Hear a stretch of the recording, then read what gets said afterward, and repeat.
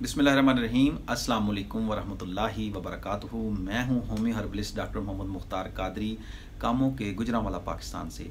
आज हम जिस टॉपिक पर बात करेंगे वो है जल्क यानी मास्टरबेशन या हैंड प्रैक्टिस। नौजवानों में ये मसला बहुत ही ज़्यादा बुरी तरह जो है वो क्या कहते हैं उनको बुरी तरह नौजवानों में पाया जाता है, और गैर शादीशुदा नौजवानों में और बाज़ शादीशुदा अफराद में भी ये अलामात पाई गई हैं।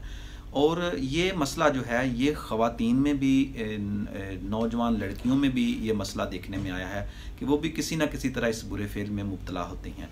तो इस बुरे फेल में मुब्तला होने की वजह से जो एक आम इंसान है, जो तंदुरुस्ती की उसकी अलामात हैं वो सारी ख़त्म हो जाती हैं।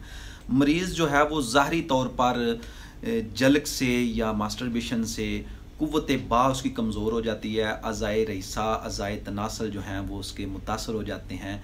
पैदाइशी मनी में नक्स वाक़या हो जाता है। और इसके अलावा अज़ाए रईसा रूहानी जिस्मानी तौर पर भी जो है वो मुतासर होता है।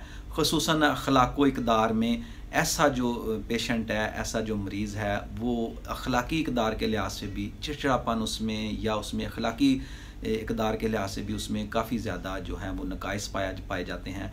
मुआशरे में ऐसे इंसान जो हैं वो मुआशरे में अच्छा रोल अदा नहीं कर सकते। एक तो उनकी जिस्मानी सेहत और दूसरी जो है उनमें जो है वो उनकी रूहानी जो तरबियत है वो भी बुरी तरह मुतासर होती है।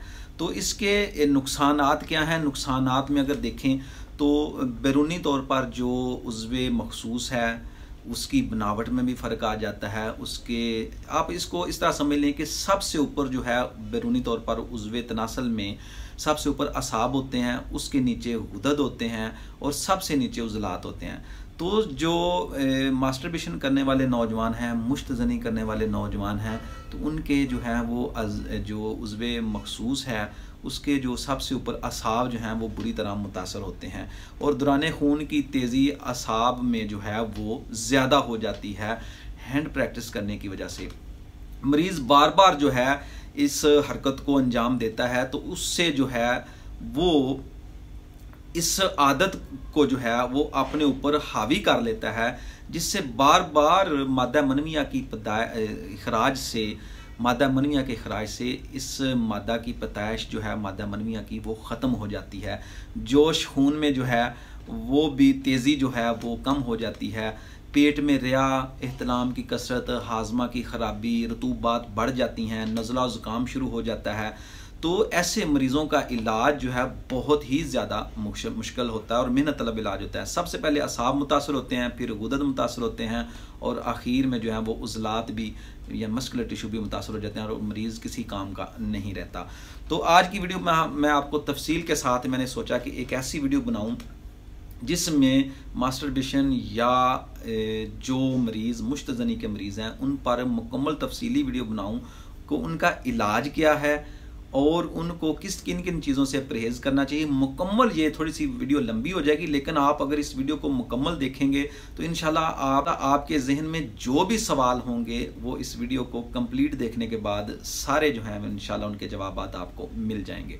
अच्छा, जब असाब कमज़ोर होंगे तो इसका असर गुदद तक जाएगा। गुदद जब कमज़ोर होंगे, मुतासर होंगे, तो फिर इसका असर उज़लात तक जाएगा। सबसे पहले जो है वो गुदद मुतासर जब होंगे असाब के बाद तो पेशाब में मनी के कतरे आना शुरू हो जाएंगे, पेशाब रुक रुक कर आना शुरू हो जाएगा, सुज़ा की अलामात पैदा हो जाती हैं, सूरत अंजाल का मसला पैदा हो जाता है, चलते फिरते अंजाल हो जाता है, या ज़रा सी कमज़ोर दिल जो अफराद होते हैं उनके पट्ठे कमज़ोर हो जाते हैं। यहाँ जो है वो उज़्वे तनासल में मखसूस उज़्व में जो है वो क्या कहते हैं उसको इस्तरखा या फालज की कैफियत पैदा हो जाती है।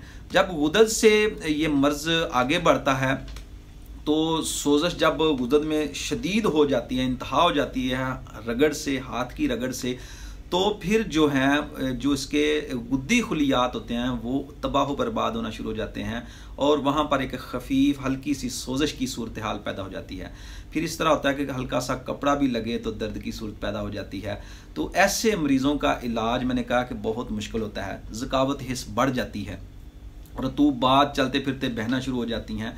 तो अब तीसरी सूरत इसमें ये होती है कि इस तरह कसरत रगड़ से जो है उज़लात जो हैं, जो नाजुक टिश्यू हैं, उज़लात जो हैं वो बुरी तरह बर्बाद, वहाँ टिश्यू बर्बाद होना शुरू हो जाते हैं, जिससे टेढ़ापन पैदा होना शुरू हो जाता है, लागर और कमज़ोरी आ जाती है, फैलने और सिकुड़ने की जो एक कुव्वत होती है वो काफ़ी ज़्यादा मुतासर होती है और वो ख़त्म हो जाती है।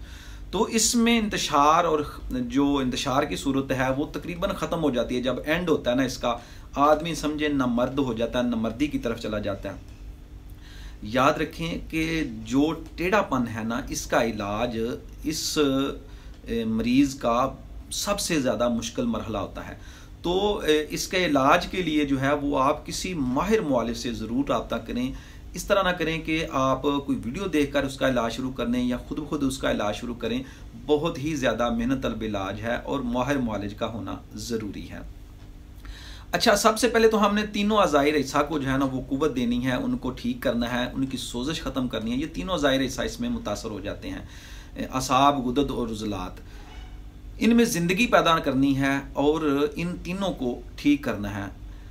जो मास्टरबेशन का मरीज़ है, मुश्तज़नी का मरीज़ है, उसकी अलामात क्या हैं? ज़्यादा अलामात मैंने आपको बता दी हैं, फिर भी मोटी मोटी अलामात जो है मैं वो आपको फिर बता देता हूँ कि मरीज़ जो है वो उसमें सुस्ती जिस्म में पैदा हो जाती है, वो चुस्ती और चालाकी जो है, जिस्म जो एक्टिव है वो ख़त्म हो जाता है, चेहरा उदास हो जाता है, गमगीन रहता है मरीज़, कारोबार से बेपरवाह हो जाता है, किसी मजलिस में, किसी महफिल में बैठने से वो कतराता है, उसकी चेहरे की रंगत जर्द हो जाती है, आंखों के नीचे स्याह हल्के पैदा हो जाते हैं, नहायत शर्मीला हो जाता है और आंखें मिलाकर बात करना जो है ना वो बहुत उसके लिए मुश्किल होता है कि किसी के साथ बातचीत करे तो वो नीचे नज़रें ऐसे झुका के बात करेगा और वो आंख मिलाकर बात नहीं करेगा। हथेलियों और तलवों में सर्द पसीना।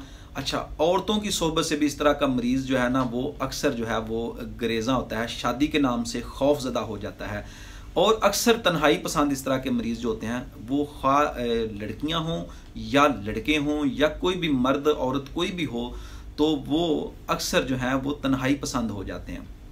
अब इसके असबाब की तरफ चलते हैं। तो असबाब इसके क्या हैं?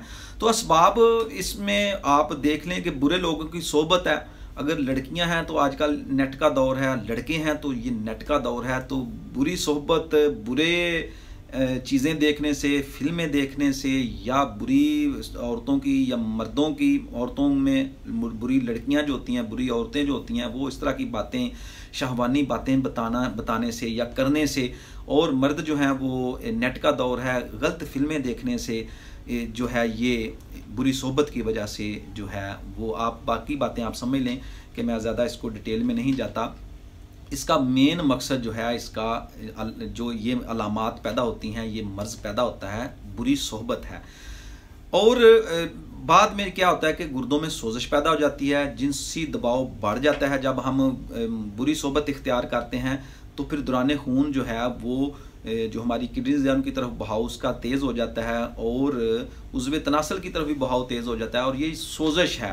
तो जब ये सोजिश बढ़ जाती है तो इंसान जो है वो इस मर्ज़ में मुब्तला हो जाता है। असूल इलाज इसका क्या है? अब इसके इलाज की तरफ चलते हैं। तो नाज़रीन कराम, इलाज इसका मेहनत तलब है, मैंने पहले भी बताया है। बद आदात जो हैं उनको रफ़ा करना चाहिए, कोई भी बुरी सोहबत से बचें, माहौल में तब्दीली करें, अपनी ग़िज़ा में तब्दीली करें। बद आदात जो हैं उनमें आप बेशक समझ लें, इंसान जितना मर्ज़ी समझदार हो तो अगर वो उसका ख्याल जब मास्टरबेशन की तरफ जाएगा तो वो फ़ौरन ये अमल कर डालेगा। तो इसके लिए कुछ हुक्मा इकराम ने, जो मुआलिजीन हज़रात हैं, जो बुज़ुर्ग हमारे मुआलिजीन हज़रात हैं, जो हमारा असासा हैं, उन्होंने इसके कुछ तरीके बताए हैं कि सबसे पहले जो उज़्व तनासल है उस पर जो है वो कोई आयल या तिला वगैरह इस तरह का इस्तेमाल कराया जाए, जो मरीज़ जो है वो इस आदत को तर्क कर दे। तो आंवला अंगेज़ तिला इस्तेमाल कराए जाते हैं, ये भी किसी माहिर मुआलिज की ज़ेर निगरानी ही इस्तेमाल करने चाहिए। तो फिर मरीज़ जो है वो जब वहाँ दाने बन जाते हैं उस पर या कोई आंवला बन जाता है तो उसकी वो हसासियत, जो तेज़ी होती है वो ख़त्म हो जाती है और अब उसको वो हाथ लगाने से डरेगा। तो ऐसा तिला इस्तेमाल करना चाहिए जिससे मरीज़ की जो है वो बैरूनी तौर पर उज़्व को हाथ लगाने को दिल ना करे। अच्छा, ऐसे मरीज़ों को मैंने पहले भी कहा कि तन्हाई पसंद होते हैं, तो तन्हाई में बैठने का मौका ना दिया जाए और रात को भी ख़ास कर अकेले ना सोने दिया जाए।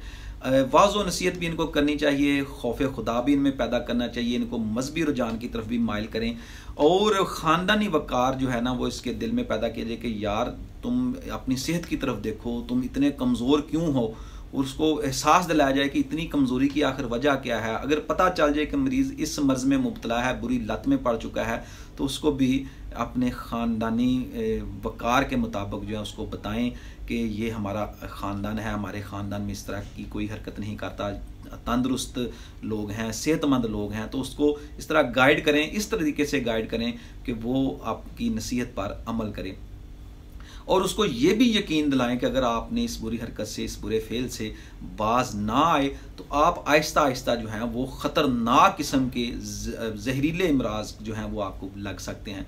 तो ये हकीकत है, बिल्कुल इस तरह के मरीज़ जो हैं वो फिर आखिर उनका जो है ना आखिर में इलाज बहुत ही नामुमकिन किस्म का हो जाता है। और उनकी माहौल की भी तब्दीली कराएं और उनको एक्सरसाइज वगैरह कराएं, दवा के इस्तेमाल के दौरान मरीज़ को बाकायदा जो है ना वो सैर करवाएं, रोज़ाना गुस्ल करवाएं, हल्की वर्जिश करवाएं, इबादत बाकायदगी से करवाएं। अच्छा, इसके अलावा नाज़रीन कराम दीनी कुतब का मुतालिया कराएं, खाना बगैर भूख के ना खाना चाहिए और सुबह फल खिलाएं, दोपहर को सब्जियां खिलाएं, अनाज वगैरह कम कर दें, बहुत ज़्यादा गर्म चीज़ें कम कर दें, नाश्ता में दूध, मक्खन और घी का इस्तेमाल करवाएं।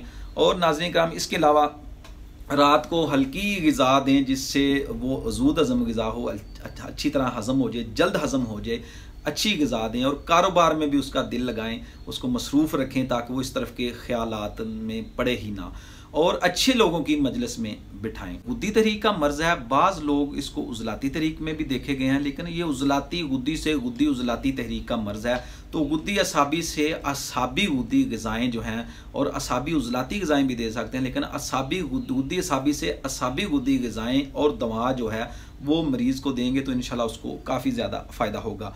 मैंने एक नुस्खा पहले भी बताया, मैं फिर उसको रिपीट कर देता हूँ कि मुरब्बा गाजर का आपने लेना है 1 सेर, खोया निसफ सेर लेना है, दूध का खोया, और इलायची सब्ज़ जो है वो आपने 1 तोला लेनी है, और देसी घी हस्बे ज़रूरत ले लें। सबसे पहले गाजर का मुरब्बा जो है उसको बारीक पीस लें और इसमें खोया मिला लें, फिर किसी देगची वगैरह में जो देसी घी है उसमें डालकर उसको गर्म कर लें और ये सारी चीज़ें उसमें डालकर उनको ब्राउन करना शुरू कर दें, पका लें, उसको भून लें अच्छी तरह।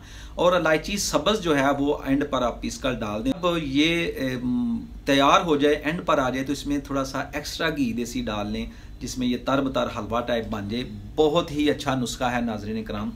और 1 स्टांग सुबह 1 स्टांग शाम को नीम गर्म दूध के साथ इस्तेमाल करें। फ़वाइद में ये असाबी उज़लाती होगा, असाबी गुद्दी, असाबी उज़लाती तक इसके फ़वाइद होंगे। बहुत ही अच्छा नुस्खा है, दिमाग व असाब को ये ताकत देता है, जिस्म में सालिया खून पैदा कर देता है, ज़कावत हिस्स, बढ़ी हुई हिस्स जो है गुद्दी तहरीक की वजह से या उज़लाती गुद्दी तहरीक की वजह से उसको ये कम कर देता है, गुर्दों की सोजश को कम कर देता है, दिल को फरहत बख्शता है, ताकत बख्शता है, रंगत को साफ़ करता है, जिस्म को मोटा करता है और जल की बद आदत को छोड़ने में इंतहाई मुफीद ये नुस्खा है। इसके अलावा नुस्खा जात नाज़रीन कराम बहुत ज़्यादा हैं, बहुत अच्छे अच्छे नुस्खा जाते हैं, लेकिन जो असूल इलाज है यही नुस्खा बहुत ही ज़्यादा मुफीद है। एक नुस्खा और नोट कर लें, ये भी मैंने पहले लिखवाया हुआ है, बताया हुआ है। तो ज़ीरा सफ़ेद ले लें आप, कशनीज़ यानी धनिया ले लें आप, मुनक्का ले लें, खशखाश ले लें, तुखम तरबूज ले लें, तुखम खरबूजा ले लें, तुखम खयारीन ले लें, और ये सारी चीज़ें बराबर वज़न ले लें और इन सब के हम वज़न जो है ना चीनी शामिल कर लें, इनको पाउडर कर लें, अच्छी तरह ग्राइंड कर लें, पाउडर करके रख लें। 1 तोला से 3 तोला तक सुबह शाम नीम गर्म दूध के साथ इस्तेमाल कर लें। एक टाइम भी इस्तेमाल कर लें, अगर दूसरी दवा जो मैंने आपको नुस्खा बताया वो इस्तेमाल करेंगे तो उसके साथ ये एक टाइम इस्तेमाल कर लें। इंशाअल्लाह अज़ीज़ आहिस्ता आहिस्ता जो है ना आपकी कुव्वतें बहाल हो जाएंगी।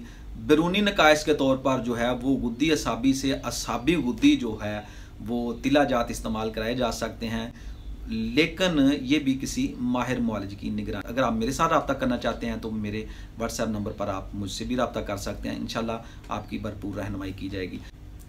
ये था आज का टॉपिक, तिब्बे मुफरद अज़ा के मुताबिक मुश्तज़नी हैंड प्रैक्टिस का इलाज, असूली इलाज। इन असूलों पर अगर आप काम करेंगे तो इंशाल्लाह आप इस मर्ज़ से जान भी छुड़ा लेंगे और आप दोबारा इस तरह के मर्ज़ में दोबारा मुब्तला भी नहीं होंगे और आपकी सेहत भी जो है वो बहुत अच्छी हो जाएगी। उम्मीद है आज की गुफ्तगू आपको पसंद आई होगी। पसंद आई तो लाइक ज़रूर कर दें और कमेंट करें कमेंट बॉक्स में कमेंट करें, इंशाल्लाह उस पर भी वीडियो बनाई जाएगी। इजाज़त दीजिए। अस्सलामु अलैकुम वरहमतुल्लाहि वबरकातुहू।